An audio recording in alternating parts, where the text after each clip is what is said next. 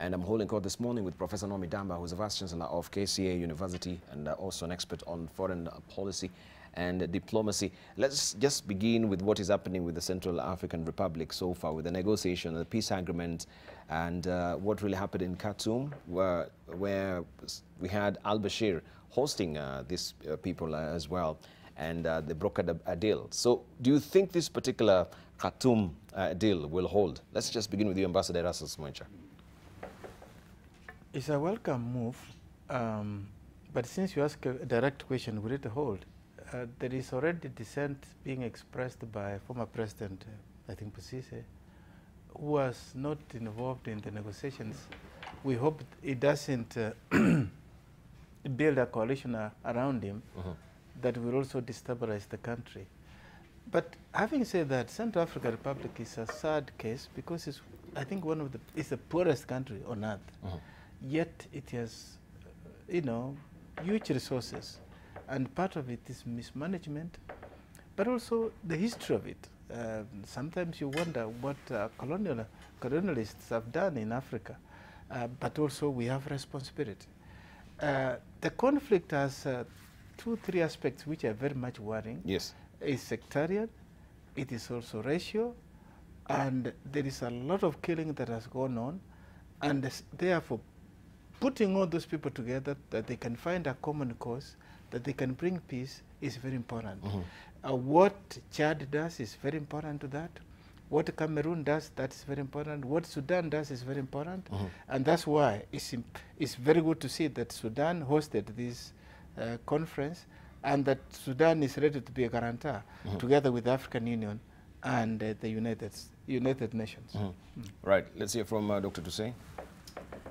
Well, I will go along the same line. Any move toward helping Central African Republic to really mend from the many years of wars and conflicts should be welcome. And this peace agreement in Khartoum is something that people are looking at with a lot of optimism and expectations, I would say. You know that prior to this, I think several other agreements have been signed, yes. I think as many as 7. And they've failed. And failed. So the question that you raised is really critical. Will this hold? Nothing really has filtered in terms of the content of the agreement. And arguably it is because the signatories to the agreement want to give the, first news to the Central African people. They deserve to be the first one to be informed. But already those who are looking at the implementation phase can begin to think about all the obstacles, as Ambassador was saying. Was it really inclusive? Of course, 14 parties, 14 militia groups were involved in the signing of the agreement, including the government. But some actors, as important as Bozizé, who was former president, feel left out.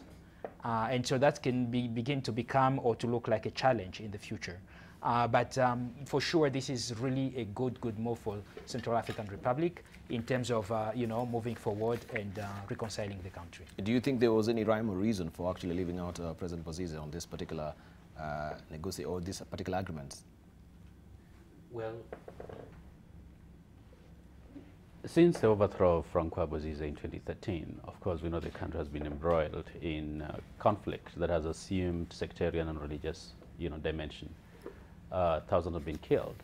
Now, part of the problem, of course, was Bozizé himself, at least the genesis of the conflict that we see.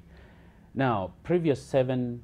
So that may explain part of the reason why he was left out. However, what is different about this peace agreement is, compared to the 6 ones that have failed actually in the last several years, is for the first time the government spoke with the opposition. Previously that was not happening. It was less of a peace agreement and more of a war agreement because it just simply promised more war. If you don't make peace with the most important parties that do matter, then it's going to be problematic. Now, having said that, number one, this is generally a victory for President Bashir. based on the kind of political turmoil that Sudan is going through right now. But even more important is we have seen concerted efforts by the African Union, supported by the United Nations, to actually make sure that this peace process goes through. Now, the test here is going to be whether the United Nations and the European Union are going to be committed to follow up with the resources, because you don't make peace on an empty stomach. You know, these parties are going to need to go through a process. They have some provisions, at least based on the information we have, is going to provide for a power sharing arrangement and for transitional justice. Now, one of the sticking points in the negotiations was the question of amnesty.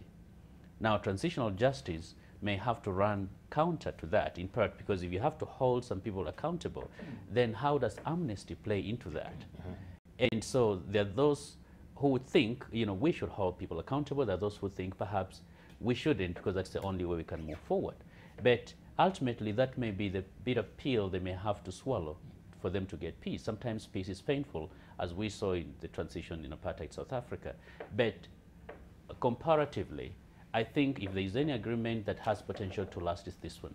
But that's also going to depend on what the UN is going to do and whether the West is actually going to follow the resources, because we have seen some disagreements between the, the French, the Russians, who are now involved in training Central African Republic military and security services. If there is massive disagreement within them, it's going to be a challenge, because then they're going to go back to supporting different parties. The French have reservations here and there, based on certain things. But if they come in and bring in the EU with the resources, I think it's going to last. Now, Sudan can act as a guarantor. However, they don't have the carrots to actually ensure that, and the sticks. So you need normally, in theory of peacemaking, you need a powerful third-party guarantor who can ensure or who can make the peace stick, as we put it. But now, as you're saying that one of the agreements is amnesty, wouldn't that be a slap to some of the people who feel they've been aggrieved in some of the atrocities in Kar right now? And where will justice be again? If we truly say that there's amnesty, we turn our face away from all people who are suffering in Kar, people have lost their property, their lives. Yeah. So do we say, for the sake of peace, let's just have amnesty? Yeah, more than 500,000 people have left their homes. Thousands have been killed and maimed. Now, sometimes, especially in an intractable conflict, peacemaking can be something very difficult. We saw, following the Rwandan genocide, there were more than 100,000 people in prison. Then President Kagame, I think in his wisdom, thought, well, I'm going to have to introduce a different system, because if I have to use the normal process of prosecuting these people, number one, it will never heal the country and it will never end. And he introduced the Gacaca courts. And in South Africa, we saw the Truth and Reconciliation Commission, because I can guarantee you, if the previous regime or people who had committed those crimes knew they were going to be prosecuted, number one, they would never have handed over power to the black majority. It's going to be possible. Now, in Central African Republic, a country formed 4.5 million people with massive resources that are not exploited properly, it's very delicate. It is a poor country. And perhaps some sort of amnesty, because remember, there are 14 militia groups out there. They don't want to be prosecuted. They've committed horrible crimes. A balance has to be found, because if it's not, then the peace will not last. If it does, it's the pain they will have to endure for the sake of peace. After about perhaps 5-10 years, things would have calmed down. But without that, it's going to be extremely challenging. Thank you. Dr. Njoki. I think this case is quite representative of really the challenge of peacemaking, of course, in many African contexts, and also the divisions, the many divisions. Of course, I think we've talked about this before here, that many African states find themselves in terms of the people who live there, very divided societies. So like here, it's sectarian, very religious. Cameroon, the other day, we saw again along Anglophone, Francophone. So I think also the African Union needs to take this more seriously. What do we do with this? But going back to this specific case, I think in any post-conflict situation, these are the dilemmas we find, or peacemakers find themselves in. Is it peace? Do we have peace versus justice? Do we have peace first, justice later? Do we have justice first, peace later? And then the question then, of course, of amnesty is this peace first, justice later. And depending on the context, of course, people will find, they'll make choices. I think in Kagame, in Rwanda, it was still justice, even if it's Gacaca. But if you look at northern Uganda, in South Africa, the most popular cases on amnesty, where they chose peace first and justice later. I'm not even sure they chose justice. It was peace first, and we will deal with justice maybe later. One day, and we're still dealing with it, like in South Africa. Or it's not even there yet, probably. And so I think those are the dilemmas that we need to think about in any peacemaking situation. And of course, I think my former panelists have talked about the very contextual issues in Central African Republic that make this even more probably urgent to even have peace first, negotiate with militias, things that are considered, quite difficult. But again, as having government on this is, I think, a step in the right direction. And of course, the man who was sort of the linchpin of, overseeing this particular peace deal, the Khartoum agreement, is Bashir. And I can see today is editorial cartoon by Victor, right? He's also a man on the horn of dilemma. This is Bashir. Yes, what has been happening so far, as far as this editorial cartoon may just give us an inkling of where Bashir is at. Leaving may hurt, but the protests, they have persisted right now. Could we talk about Bashir a bit and what is happening in Sudan as we wind up on Car? The jury is still up on Car, and I agree with what my colleagues here are saying. We've exhausted, I think, on Car. Could we now comment on Bashir as we're winding up because of time? Okay. Yes. But Bashir need to wind up and go home. The handwriting is on the wall. I think the people are resolved. I don't think he can sustain leadership anymore in the country, given all the elements of where there's politics and military. People he's losing control over the military. He's losing control over the youth, over the religious people. All elements put together. It's time for him to go home. All right, so he's actually holding on Sudan right now he's being held by a safety pin, and you can see that's correct. And there's smudges of blood already looking at that editorial cartoon. Erastus Mwencha, briefly, looking at that cartoon, comment on it. Well, the cartoon, that wording, living may hurt, is quite loaded.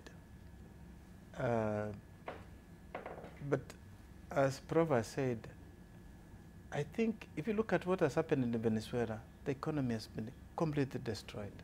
And at the center of what is happening in Sudan, there is not even an organized political party that is pushing him out. It is an uprising, a very popular uprising. And when you see these signs, it's very, very sad. And I think for him to save the country, to save himself, he had better now negotiate with these terms of his exit so that he can be secure. And I think that's why there is this wording here, leaving may hurt. And I think that's the crux of the matter.